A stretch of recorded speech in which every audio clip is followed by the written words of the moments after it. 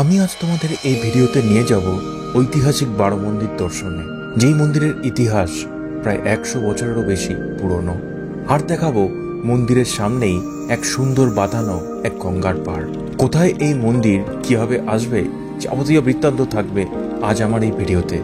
ভিডিওটা একটু না কেটে দেখতে থাকো পুরো ভিডিওটা তোমরা। আর তোমরা যারা আমায় চেনো না তাদের বলি, আমি হলাম সৌমদীপ। তোমরা দেখছো বঙ্গা ইন্ডি ব্লগ চ্যানেল। চ্যানেলটিকে সাবস্ক্রাইব করে আমার পাশে থাকবে। তোমরা আমার এই চ্যানেলে নতুন কোনো মন্দির বা স্থান বা নতুন কিছু সন্ধান পেয়ে যাবে।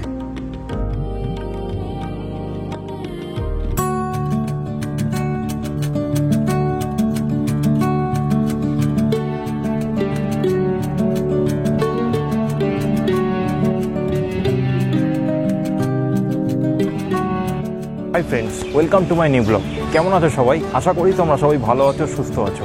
আমি আজ চলে এসেছি বারো মন্দির। এই মন্দিরটির ইতিহাস 100 বছরেরও বেশি পুরনো। এই মন্দিরটির স্থাপনা হয় 1821 খ্রিস্টাব্দে। এই মন্দির কোথায় অবস্থিত, কিভাবে আসবে, যাবতীয় বৃত্তান্ত কিন্তু আমার এই ভিডিওতে তোমাদের জন্য থাকবে। তো ভিডিওটা তোমরা স্কিপ না করে দেখতে থাকো। ভিডিওটা শুরুর আগে তোমাদের কাছে ছোট্ট একটা রিকোয়েস্ট আছে, তোমরা প্লিজ চ্যানেলটা সাবস্ক্রাইব করো, তাহলে আরও মোটিভেশন পাই আরও নতুন নতুন এরকম ভিডিও বানানোর জন্য। বড় মন্দির ঢুকতেই সামনে পড়বে সাজানো গোছানো সুন্দর এক গঙ্গার পাড়। আমি এর আগে এমন সাজানো গোছানো, ছাদ দেওয়া এমন গঙ্গার ধার আগে দেখিনি। নদীতে এখন ভরপুর জোয়ার।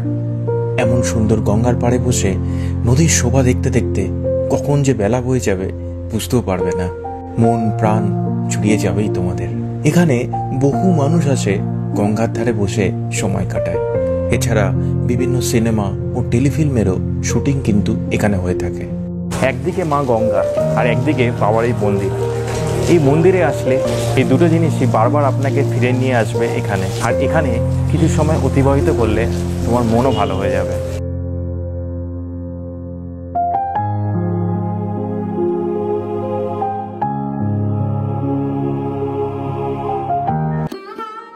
মন্দিরের ঠিক পিছনের বাগানে পায়রাদের জন্য দেওয়া আছে জল ও খাবার। এই দৃশ্য যেন মন মুগ্ধ করে। এই বারো মন্দিরের মূল অর্থ হল মহাদেবের 12টি জ্যোতির্লিঙ্গের রূপ এখানে রয়েছে। এই মন্দিরটি প্রতিদিন 24 ঘন্টা খোলা থাকে। কোনো দিন বা কোনো সময় এই মন্দির বন্ধ থাকে না। তাই তোমরা যেদিনই আসো আর যখনই আসবে, বাবার দর্শন কিন্তু তোমরা পেয়ে যাবে এখানে। এই মন্দিরে নিত্য পুজো হয়ে থাকে এবং বৈশাখ মাসের প্রতি বিকালে এখানে বৈকালী পুজো হয়ে থাকে।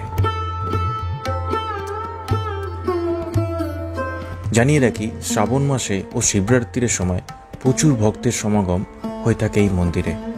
এবং শ্রাবণ মাসের প্রতি সোমবার এখানে ভোগের আয়োজন কিন্তু করা হয়ে থাকে। অনেকে আবার রোজ গঙ্গায় স্নানের পরও বাবার মাথায় জল ঢেলে বাড়ি ফেরে। আর সন্ধেবেলা এখানে খুব সুন্দর একটা গঙ্গা আরতি হয়ে থাকে।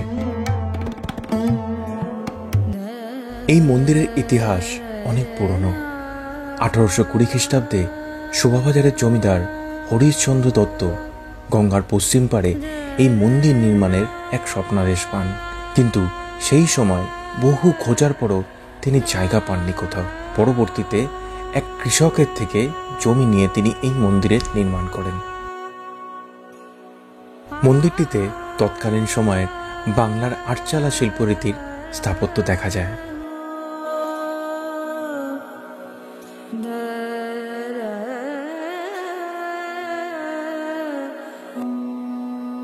মন্দিরের প্রতিটি শিবলিঙ্গ এখানে কোষ্ঠী পাথর দ্বারা নির্মিত এবং প্রতিটি লিঙ্গ এখানে 12টি জ্যোতির্লিঙ্গের রূপ হিসাবে স্থাপনা করা হয়েছে।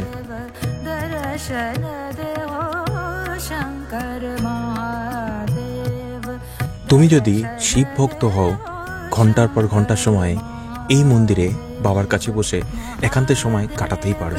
জানাতে পারো মনের জমানো সকল ব্যথা। এর জন্যে কেউ তোমাকে বিরক্ত করবে না।